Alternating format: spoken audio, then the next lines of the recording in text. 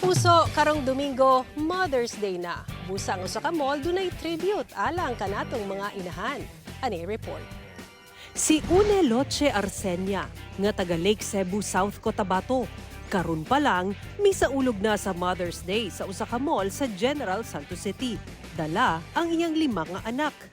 Nagpa-picture gayud sila niining eleganteng centerpiece. Joy, tapos gusto po na ako ma-feel sa ko ang mga anak na ang presence ng mother sa Samtang gipaabot sab sa iyang anak ang importansya sa pagsaulog sa adlaw sa mga inahan.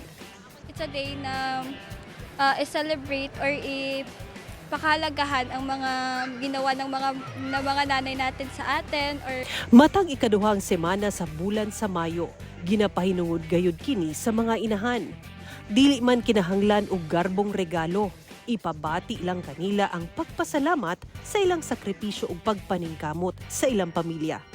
Alang sa tanang inahan, Happy Mother's Day! Kauban si Bong Vicencio, Sara Hilomen Velasco. 1. Mindanao.